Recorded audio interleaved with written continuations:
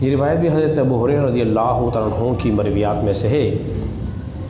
حضرت ابو ہریرہ رضی اللہ تعالیٰ عنہ روایت کرتے ہیں کہ نبی مکرم صلی اللہ علیہ وسلم سے ایک شخص نے پوچھا، سوال کیا کہ یا رسول اللہ صلی اللہ علیہ وسلم، میرے حسن و اخلاق کا سب سے زیادہ کون حقدار ہے؟ نبی پاک علیہ الصلوۃ والسلام نے ارشاد فرمایا، تیری ماں۔ پھر اس نے پھر پوچھا کہ رسول اللہ صلی اللہ علیہ وسلم اس کے بعد کون؟ حضور نے پھر ارشاد فرمایا، تیری ماں۔ اس نے پھر پوچھا کہ یا رسول اللہ صلی اللہ علیہ وسلم اس کے بعد کون؟ آپ نے پھر ارشاد فرمایا، تیری ماں۔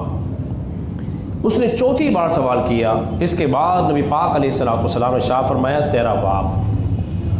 یعنی کہ 3 بار سوال پوچھا گیا کہ سب سے زیادہ حسن و اخلاق کا حقدار ہے کون؟ نبی پاک علیہ الصلوۃ والسلام نے کس کا نام لیا؟ فرمایا، تیری ماں۔ تو باپ کے درجے میں ماں کا حق زیادہ ہے، باپ کے مقابلے میں ماں کا حق زیادہ ہے کہ انسان اس کے ساتھ حسن و اخلاق کے ساتھ پیش آئے۔ حدیث میں آتا ہے، حضرت عائشہ صدیقہ رضی اللہ عنہا نے نبی پاک علیہ الصلوۃ والسلام سے پوچھا، رسول اللہ صلی اللہ علیہ وسلم، عورت پر سب سے زیادہ حق کس کا ہے؟ حضور نے ارشاد فرمایا، اس کے شوہر کا۔ عورت پر سب سے زیادہ حق کس کا ہے؟ فرمایا، اس کے شوہر کا۔ پھر پوچھا کہ مرد پر کس کا ہے؟ نبی پاک علیہ الصلوۃ والسلام نے فرمایا، اس کی ماں کا حق زیادہ ہے۔ تو ماں کے حق کو اللہ نے بیان فرمایا ہے۔ انسان کو وصیت کی ہے کہ جب تو اللہ کا شکر ادا کرے تو ساتھ ساتھ اپنے والدین کا شکر بھی ادا کر۔ اس کے بارے میں ہم بتا چکے ہیں۔ امام اہل سنت نے بہت ہی پیاری اور عمدہ مثال دی اور دے کر اس بات کو بیان فرمایا ہے۔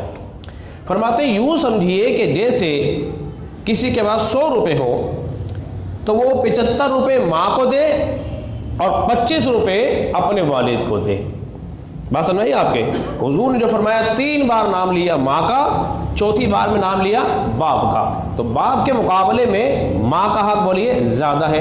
اچھا، زیادہ کیوں ہے؟ زیادہ تو ہے، لیکن ہے کیوں؟ اس لیے کہ ماں 3 کام کرتی ہے اور اس کے مقابلے میں باپ 1 کام کرتا ہے۔ ماں تکلیف کے ساتھ اپنے لخت جگر کو، بیٹے کو پیٹ میں رکھتی ہے۔ جب بچہ پیٹ میں ہوتا ہے تو ماں کے لیے چلنا پھرنا، اٹھنا بیٹھنا اور دیگر کام کاج کرنا دشوار ہوتا ہے، مشکل ہوتا ہے۔ دوسرا مسئلہ، وہ تکلیف کے ساتھ اس کو جنتی ہے اور یہ اس کے لیے زندگی اور موت کی کشمکش سے کم نہیں ہوتا۔ کس قدر تکلیف اٹھانی پڑتی ہے، جبکہ یہ کام باپ کو کرنا بولیے نہیں پڑتا۔ تیسرا اہم کام کہ ماں جو ہے اپنے لخت جگر کو دودھ پلاتی ہے۔ یہ 3 کام ماں کرتی ہے۔ باپ کیا کرتا ہے؟ باپ کی حفاظت کرتا ہے، اس کے رزق مہیا کرتا ہے، اس کے لیے کھانے پینے کی چیزیں مہیا کرتا ہے۔ یہ باپ کی ذمہ داریاں ہیں۔ اس لیے ایک عمدہ اور مثال اور دی آپ نے۔ فرماتے ہیں، اگر ماں باپ تجھے پانی کے لیے آواز دیں اور ماں اور باپ نے ایک ساتھ تجھے آواز دے دی تو پہلے ماں کو پانی پلائے گا، بعد میں باپ کو پانی پلائے گا۔